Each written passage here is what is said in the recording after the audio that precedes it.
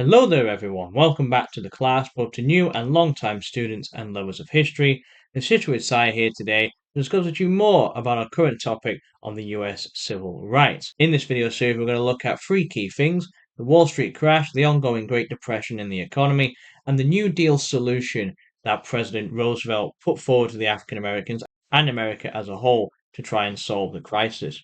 If you haven't already, do make sure you check out the previous lessons. We've gone over all the background details up to civil rights to this era, and of course some key actions that happened in the 1920s. Do remember, this is a lesson catered toward the student level, so we're going to have some key knowledge, and the video will have some historical skills practice as we go throughout it. With all that said, notepads and pens at the ready, and let us begin. So as said, we're going to start, of course, with the Wall Street crash and the Great Depression. I alluded to this in our lesson last time and the impact that this has on the American economy and African Americans as a whole. So we're going to take it in several steps. We're going to learn exactly what the Great Depression was, how it happened, and of course this Wall Street crash trigger event that really set things in motion. And then look at the solution and how, of course, the government tried to fix problems and then how that impacted on the African Americans as well. So first off, we'll start with the Wall Street crash and the Great Depression. So a quick reminder, we have to remember who's exactly in power at this time. Now, it's currently the Republican Party. After World War One, the Republican Party took over from the Democrats after Woodrow Wilson, and we had a succession of presidents. We had three Republican presidents in a row. We've had Warren Harding, Calvin Coolidge, and Herbert Hoover. And they had a pretty prosperous dominance in the 1920s. There were some scandals throughout. We had a Teapot Dome scandal with Warren Harding. We had Calvin Coolidge. Some thought he wasn't very charismatic, he was too quiet. But they had a successful economy all the same, and things went quite well. So when Hoover inherited the American presidency, he believed to keep on prospering, that America was going to keep getting brighter and bad days were not going to come. However, the economy cannot keep thriving forever, and we eventually have a complete collapse with the Wall Street crash. What exactly is this and how did it happen? Well, we have this thing called the stock market, and it's a very popular thing that many Americans buy into, and also in the wider world, people buy into things called shares. What is a share? Well, it's a piece of a business, an equity, or an asset that people can freely spend their own money to own. So, as an example, you could pay $50 and you could buy a share in Apple company, something like we have in the modern world today. And the more money you pay, the more shares you get. And the idea of investing in the stock market is you buy an upcoming company. So to use a modern day example, as I say, if you bought Apple way back in the early 2000s and you kept hold of it all the way up to the present day, you'd have made a real load of money. And if you kept investing, you keep making lots of money. But this is why an economy grows. When an economy grows, people get richer. And as long as you've got the money to take part in that growth, you'll get richer as well. And so because of this, we have a lot of people who want to invest in the stock market. And we're talking everyone here, the rich, the poor, factory workers, business owners, farmers, restaurant owners, you name it, people are getting on the stock market and prospering with it. One thing that really promoted this was the Republicans' time in power. They had the Revenue Tax Act and really lowered taxation rates on a lot of American people in this time span. It was getting to the point where people were actually going to take out loans to buy the stocks with because they really believed that America was never going to fall. They had this big boom after the First World War, and it really was. It was called the Roaring Twenties. Time when everyone was having a great time. Things were being bought in mass consumption. Refrigerators were being built. Women were having a new culture of the flappers, new fashion craze. It just was a brilliant time to be alive for a lot of people. However, people bought on loans or buying on the margin, as it's called. And so by getting these loans, you essentially have a lot of fake money in the American economy. So let's say someone decided, okay, I've got all my shares here. I'm now going to sell them. Well, if you have more loans than you do actual money in the economy, suddenly when people sell the shares, they can't get the money back. Because as you try to pay it back, there isn't actually any real money in the economy to use. Instead, you have imagined borrowed money from the future that hasn't yet been created or grown into reality yet. And so you end up with a lot of people actually using all their savings or even mortgaging their houses to try and get on the stock market and take part in this growth. But eventually you hit something called a margin call.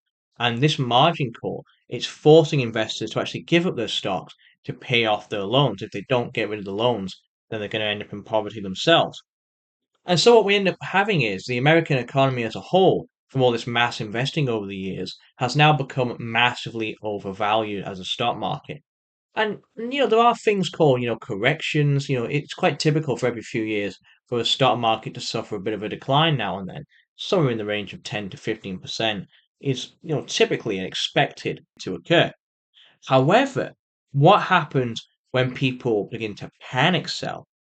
Well, panic selling is when people believe the economy is going to keep falling, and so they're going to sell all their money to get it all back before it all dries up. And this is the situation that begins to happen in 1929. People begin to mass sell their stocks, and it culminates in Black Monday on October 26, 1929. And what we see is a mass situation where people keep selling the stocks and the stock value continues to plummet throughout the day as more people sell. And you end up in a negative loop. Someone sells a stock at, let's say, $100. Price of the share now drops to $90.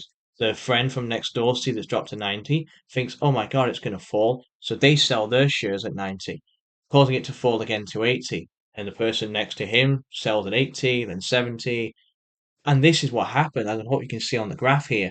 This is the big decline that we see, this big, massive collapse that happens in the space of 1 or 2 days. Everyone is selling and no one is buying.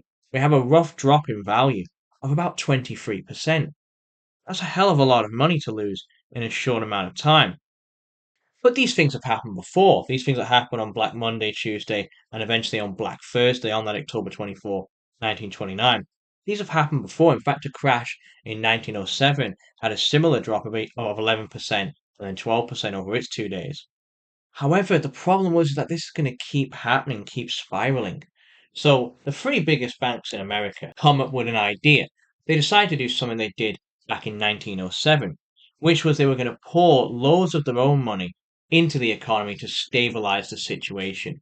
Because banks have millions and billions of pounds, and so they could use their own money to stabilize the market.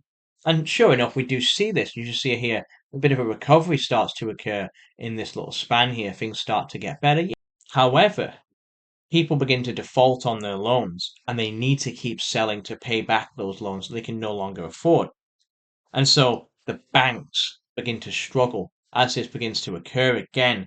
As people begin to save more and stop spending, suddenly the banks themselves begin to fault and fail. Hoover has no real solution for this. What we see is the savings begin to dry up. People are selling not just their possessions, but their houses as well to pay off the loans. Suddenly, employers can't afford to pay their employees, so people start losing jobs. And this expands not just in 1 or 2 states, this is all over America. And it gets so bad, it starts to affect the entire world. Unemployment has soared, people have lost their homes, and the banks and businesses are truly failing. How does Hoover, the Republican president who's so-called, been trying to help people, allow this growth, and for the African Americans, comes from the party that they believe should be helping them in their time of need? Because again, remember, African Americans believe in the Republican Party. They see them as much more for their cause than the Democrats. Well, Hoover does acknowledge that his laissez-faire approach they have been following since Harding and Coolidge is not working. Staying out, not getting involved is not too much help. He decides to adopt things like voluntarism, trying to persuade businesses to help out and take some action. They don't really get involved. So by 1930, Hoover decides to form the Emergency Committee for Employment, or the ECE. And this organization tries to find work projects for those people who are unemployed and try to get businesses to create more jobs on a local, more voluntary basis, trying to keep people in work, keep them active, get themselves out of this depression. However, he still took his time using federal law to make this happen. By relying on voluntarism, there was a big problem, which is people simply refused to help. Again, this is not just it's not just affecting the poor here. Everyone in America is struggling. And so eventually, Hoover has to make a stand and finally push for Congress to pass new laws to allow his federal government to directly help the people who are struggling and effectively losing their livelihoods in this Great Depression. This is significant because many people were not expecting this from Hoover. And what Hoover was doing was actually worsening the debt rate in America. Rather than balancing the budget, as the Republicans have been doing for nearly 10 years now, he instead was spending loads of money. And for everyone, it looked like it was going to become worse. The government made $2 billion in 1932, and they spent $5 billion trying to fix the economy. But it was too late. Things were going out of hand. We had people now living in shanty towns called Hoovervilles, derogatorily named after Hoover, because they were forming up and he was doing very little to stop them. And perhaps the biggest problem for Hoover was the Smoot-Hawley Tariff Act. Now, the Smoot-Hawley Tariff Act actually chose to increase tariffs on 20,000 foreign goods. And the way this tariff worked was by putting these tariffs on, he was now going to tax the imports of things that were coming in from international waters. And so, because of that, it made international sales more expensive. But I believe in the short term, because foreign countries are going to pay more money, it would make America money in the long term. However, this did not work because instead the foreign nations chose to retaliate rather than submit to the tariffs. So instead of going, oh, Hoover's rose things by 20%, we'll pay that, they begin to rise theirs by 20% or 30 or 40. And so all you end up having is that the increase in taxes on the American goods actually makes them tougher to sell abroad. So actually America loses more money. And again, you can really see this on the graph here. We have this big collapse. You think we've gone in the space of 3 years to a massive, massive drop. For context, the Smoot-Hawley Tariff Act comes in around here, but then it actually doesn't help at all. Every year, every month, every day, the economy gets worse. It culminates in this absolute collapse. We see here it was nearly 400 all the way back in 1929. It's now just under 50. That's an insane drop for the economy and really is a big shame for the American people. So what is the consequence of this Wall Street crash and the Great Depression? Well, we actually have a mass unemployment rate. By 1932, 25% of people, working people, are now unemployed. The banks have failed. People's life savings are completely lost. Many Americans are left in absolute destitution. They are struggling. Voluntarism is failing. Businesses are not taking action. The government's been too slow. And Hoover, for all his efforts, has utterly failed the American people and the African Americans at large. What will the solution be? Well, it's going to manifest in a new leader, President Roosevelt, and the Democrats. We're going to see a big shift in support for failing for the Republican Party for many years to come. This especially includes the African American people. Will this work? Will this fail? Well, we're going to find that out in the next video in this series. Do stick around for that lesson. Make sure you subscribe to keep track.